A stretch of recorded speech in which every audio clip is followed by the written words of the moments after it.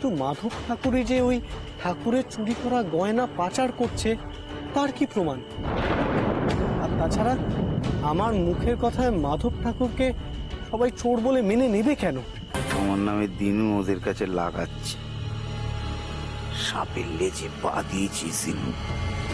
এবার দেখ কেমন কোনা ছবলটা খেতে হয়। চোরের কোনো হদিশ পেলি? চোরের হদিশ ও তো স্বয়ং গোপাল ঠাকুরই দেবে গো। একটু অপেক্ষা করো, চোর আমাদের সামনে এলো বলে। আমি কিছু করিনি ঠাকুর। ওরা টানতে টানতে দিনুকে নিয়ে গেল জমিদার বাবুর বাড়িতে। আপনি শিগগিরই চলুন, না হলে একটা বিপদ হয়ে যাবে, একটা সর্বনাশ হয়ে যাবে। দিনু একটা নির্দোষ ছেলে, ও কি করে শাস্তি পাবে? না না, চলুন। দাঁড়াও বাবা,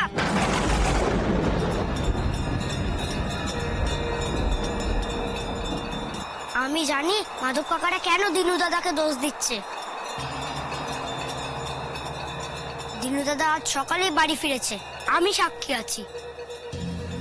আমি বলবো দিনু দাদা চুরি করেনি। তুই একটা কথাও বলবি না লোকনাথ, যা বলার তোর বাবাই বলবে। তুই বড়দের মধ্যে কেন ঢুকবি বারবার?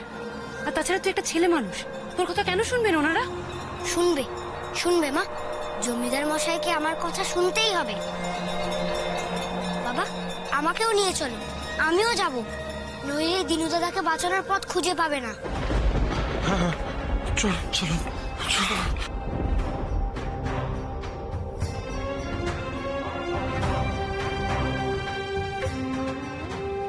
হে ভগবান, রক্ষে করো তুমি ছেলেটাকে। ওই নির্দোষ ছেলেটা যেন কোনো ক্ষতি না হয়। আসল চোরকে তুমি ধরিয়ে দাও ভগবান, ধরিয়ে দাও। কিছু একটা করো প্রভু, রক্ষে করো।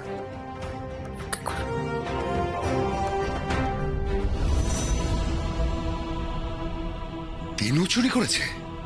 আগে জমিদার মশাই, ও ছাড়া আর কে করেছে? বিশ্বাস করি না, অসম্ভব। জমিদার মশাই, মানুষের মুখশ্রী দেখে তার বিচার হয় না, বিচার হয় যুক্তিতে আর প্রমাণ। আর তার প্রমাণ আমাদের কাছে আছে। কি রে মাধব, বলো কি দেখেছিলে তুমি? ওহে মাধব, বলো না। হ্যাঁ মানে আগে বড় কি দেখেছিলে? মানে হলো কি, পুজোর দিন ওই অত রাতে ওকে দেখি মন্দির চত্বরের মধ্যে ঘুরঘুর করছে। না আপনি বলুন জমিদার মশাই, মন্দির চত্বরে ও বেটা কি করছিল? আর তুমি?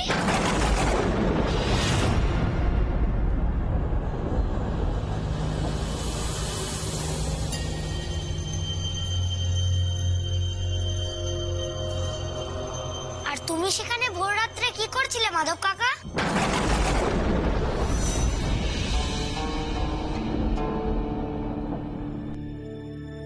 সেদিন দিদির কাছে আপনারা আনা ওই গিলটি করা গয়নাগুলো দেখলুম। সেদিন দেখে মনে বড় স্বাদ হয়েছিল এই গয়নাগুলো কিনবো, তাই তো আজ কিনে ফেললুম। তা ভালোই করবে। কজনই আর ভালো জিনিসের দাম দিতে পারে বলো? জমিদার বাড়িতে দিয়েও তো লাভ হলো না, রাখতে পারলি সেই তো সব গেল চোরের পেটে। আমার জিনিস হাতানো অত সহজ কাজ নয়। যাকে বলছিলাম, আমি বরং চলি, আসলে উনি তো আবার আমার জন্য চিন্তা করবেন। চলি। ঠিক আছে।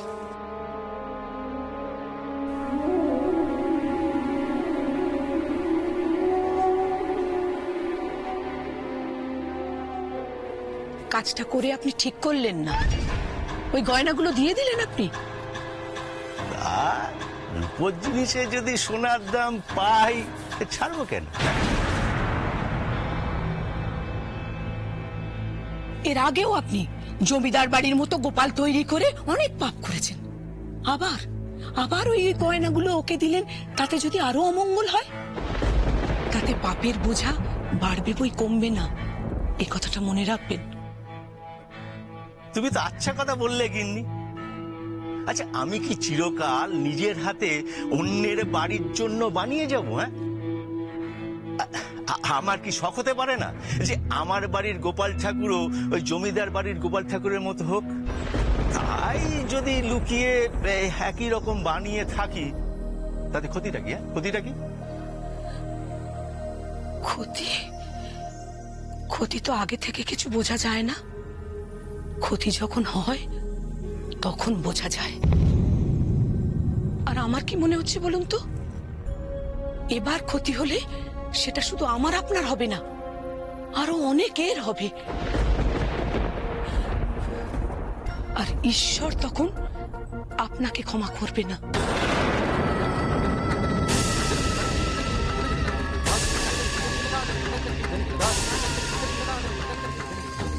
পরে তবে কি সত্যি পাপ করলাম? বলো মাধব, চুপ করে দাঁড়িয়ে রইলে যে, শুনি তোমার বক্তব্য। আচ্ছা,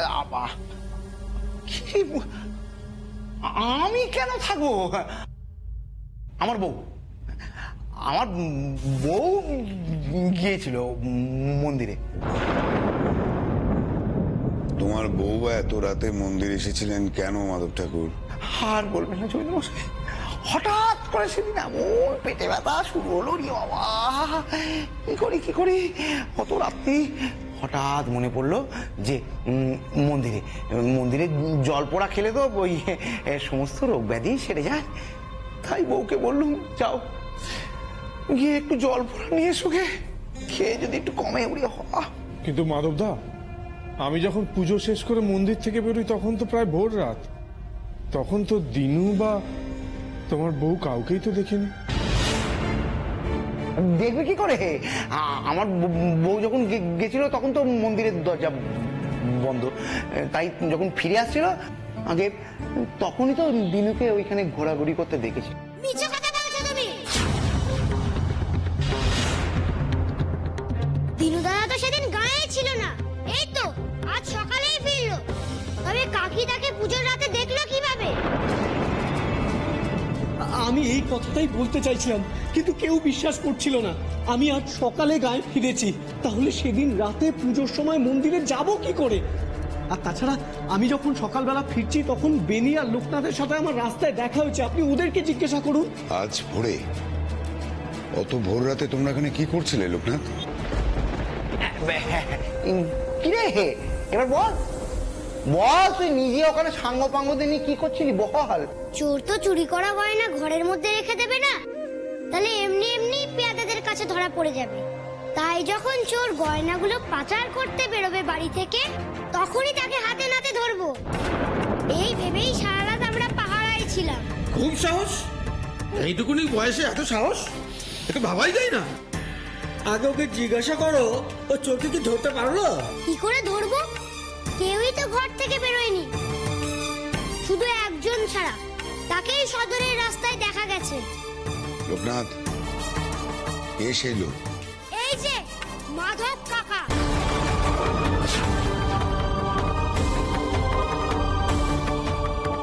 হ্যাঁ, আমি দেখেছি মাধব ঠাকুর মিষ্টির হাড়ি নিয়ে সদরের রাস্তায় গেছিল। এবার জিজ্ঞেস করো দেখি ওকে, ও এত রাতে ওখানে কি করছিল? এটা কিন্তু একদম ঠিক হচ্ছে না হুজুর, খুব অন্যায্য কাজ হচ্ছে। এরা তো মিথ্যে করে গল্প সাজাচ্ছে আগে আমাকে ফাঁসানোর জন্য। এত চটে যাচ্ছ কেন মাধব? এই সদর রাস্তায় তুমি কি করছিলে সেটা তো বলে দিলেই পারতে বাবু। আরে আপনি তো অদ্ভুত কথা কন দিচ্ছি, কি মুশকিল। আরে গেলে তো বলবো আমি কেন গেছিলাম। হুজুর, আমি তো নিজের ঘরে শুয়ে, তাও কিনা শুনতে হচ্ছে আমি মাঝ। হুজুর, আমার কি মাথার ওপর বায়ু বিকার উঠেছে? হ্যাঁ, তাও কিনা আমি মাঝরাতে রাস্তায় মিষ্টির হাঁড়ি নিয়ে মিষ্টি বিলোবো। কি তুমি যে সারা রাত বাড়িতে ছিলে তার কোনো প্রমাণ আছে মাধব ঠাকুর? আগে থাকবে না মানে? বিশ্বাস নয় আমার বউকে জিজ্ঞেস করুন। আমি কিনা এখনো মনে কি পেটের ব্যথায়, তাও কিনা আমি ওই পেটের ব্যথা নিয়ে মাঝরাতে রাস্তায়। এবার লোকনাথ বলুক তো, কিরে তুই আমাকে নিজের চোখে দেখেছিলি? আগে জিজ্ঞেস করুন লোকনাথকে। কথার দাম হয় না লোকনাথ, প্রমাণের দাম হয়। মাধব ঠাকুরকে আমি শুধু মিষ্টির হাড়ি নিয়ে দেখেছি।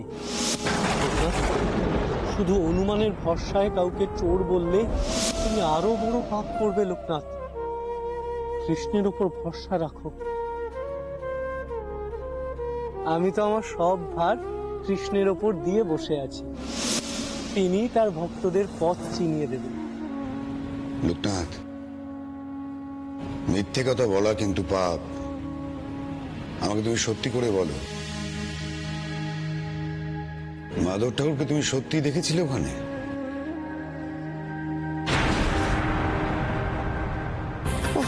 খুব মাচা বেঁচে গেছি। ভাগ্যিস ঠিক সময় বইয়ের নামটা মাথায় এলো। বইয়ের নামে এই যাত্রায় তো পার পেয়ে গেলাম। কি জানে ওদিকে বউটাই আবার কি করছে? অত বড় একটা কাজ দিয়ে এলাম, করতে পেরেছে কি? কর্তামশাই যদি অপরাধ না নেন তাহলে একটা কথা বলি, এই বাচ্চা ছেলের কথায় কাউকে দোষী সাব্যস্ত করা বোধহয় ঠিক হবে না। আমি বলছি, আমি দেখেছি মাধব ঠাকুরকে নিজের চোখে মিষ্টির হাড়ি নিয়ে সদরের দিকে যেতে। দেখেছেন দেখেছেন জমিদার মশাই, দেখেছেন এর দিনু বেটা কেমন নিজের দোষটা আমার ঘাড়ে চাপাচ্ছে, ওর নিজের দোষটাকে চাপতে দেখেছেন? ছি দিনু, ছি। দিনু, তুমি যেখানে নিজে অভিযুক্ত, তাই তোমার কথা বিনা প্রমাণে সত্যি বলে মেনে নেওয়া যায় না। কিন্তু চুরি যে আমি করেছি তার কি প্রমাণ আছে জমিদার মশাই? শুনুন শুনুন, আপনারা আমার কথা দয়া করে শুনুন। আমি সত্যি বলছি কিনা সে কথা প্রমাণ করার একটি উপায় আছে। উপায়টা কি সেটা আমি জানতে পারি মাধব ঠাকুর? আগে হুজুর, ওর ঘর তল্লাশি করে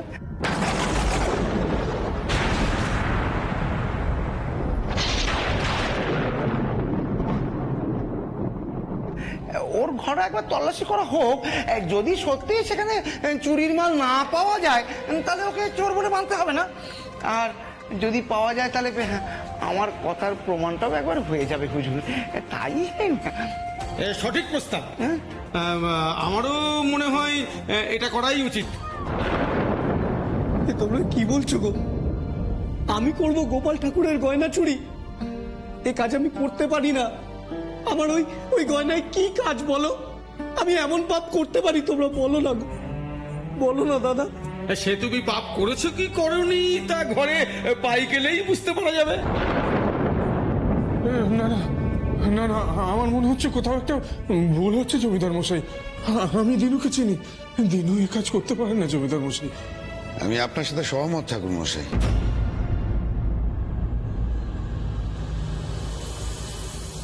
আমারও মন মানে না যে দিনু এ কাজ করতে পারে, কিন্তু কি করব বলুন?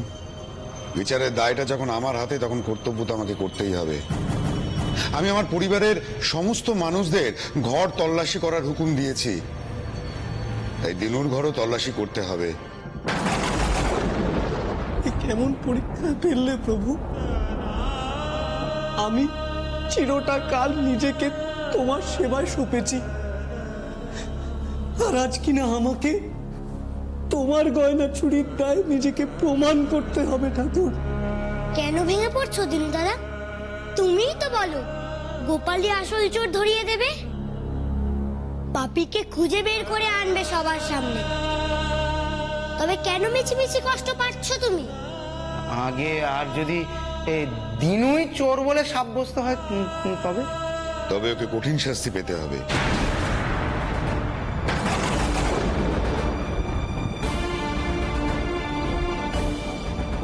চিরকালের জন্য এই গাঁ ছেড়ে ওকে চলে যেতে হবে। জীবনে কখনো আর এই গাঁয়ের মুখও দেখতে পাবে না। এবার দেখ দিনু, আমার নামে কুৎস করার ফলটা কি হয়। আজই এই গায়ে তোর শেষ দিন হতে চলেছে। মশাই, বাইক দিয়ে খবর দিন। এই কে আছিস? ওকে নিয়ে যাও। দিনু দাদা, দিনু দাদা, দিনু দাদা। লোকনাথ, তোমরা ভুল বলছো। দিনু কেন চুরি করবে? ওর তো কোনো ঘর সংসারই নেই। ও এই সোনা নিয়ে কি করবে?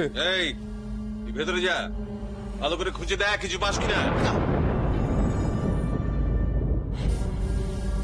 শেষমেশ দিনু চুরি করলো? না না, আমি এটা বিশ্বাস করতে পারছি না। আমারও কি বিশ্বাস হচ্ছে নাকি? তাও ওনারা যখন বলছেন নিক না তল্লাশি, দেখো কিচ্ছু হবে না। হ্যাঁ, মনের ভেতর কোনো কিছু পুষে রেখে লাভ নেই, তল্লাশি করুক।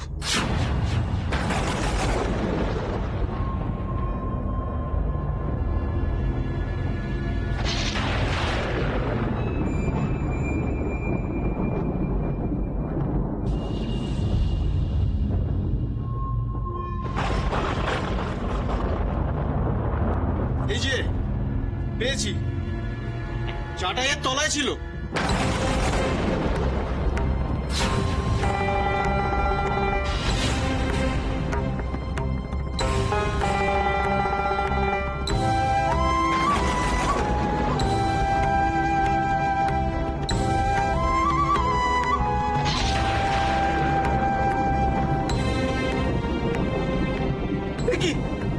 এ কি করে সম্ভব?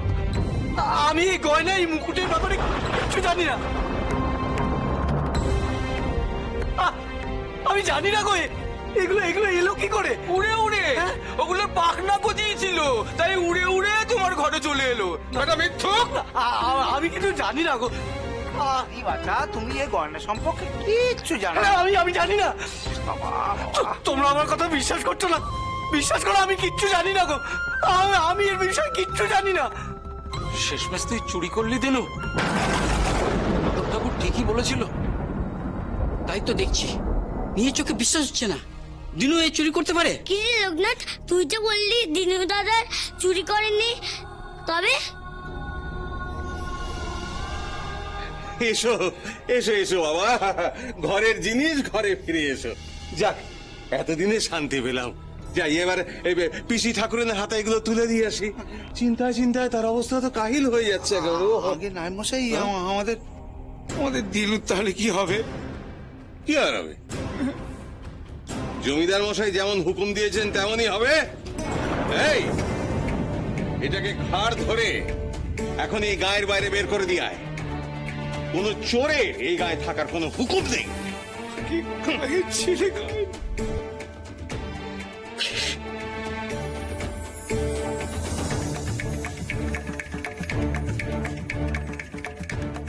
তোমরা বিশ্বাস করো, তোমরা বিশ্বাস করো, আমি চুরি করিনি গো।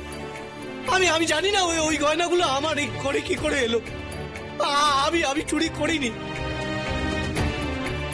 তোমরা তো এতদিন ধরে আমায় দেখছো, বলো বলো, আমার বিষয়ে কি কেউ কোনো কথা কইতে পেরেছে? আমি চুরি করিনি গো, বিশ্বাস করো। দাদা, দাদা, তুমি তো আমায় এতদিন ধরে দেখছো, বলো বলো, আমি এই কাজ করতে পারি? আমি কখনো চুরি করতে পারি দাদা? বলো না, বলো। সবাই তো দেখছে রে দিনু, এতগুলো লোকের সামনে তোর ঘর থেকে গয়না উদ্ধার হয়েছে। কে তোকে বিশ্বাস করবে বলতো? তবে দিনু, তোকে চোর ভাবতে আমার সত্যি খুব কষ্ট হচ্ছে রে।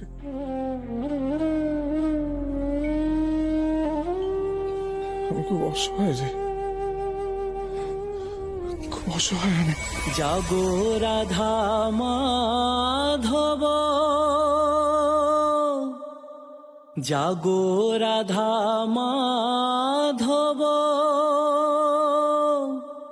নিশি হলো ঈশ্বর, উঠিয়া বসিলেন কৃষ্ণ। তুমি শেষমেশ আমার চোরের অপবাদ দিলে। প্রভাতে গোবিন্দ, তুমি তো জানো বলো বদ, আমি কোনো দোষ করিনি। জয় রাধে জয়, আমার চোরের শাস্তি দিলে ঠাকুর।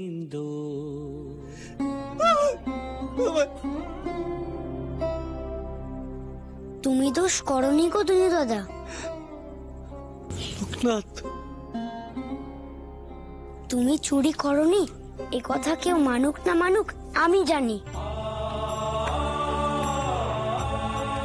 আমি মানি লোকনাথ, দিনু দাদা চুরি করতে পারে না। আমি বিশ্বাস করি দিনু দাদা এমন কাজ করবেই না। দিনু দাদার নামে মিথ্যে রটনা হচ্ছে। কিন্তু কে দিনু দাদাকে এরকম মিথ্যে ভাষাতে চাইছে সেটা আমাকে আগে জানতে হবে।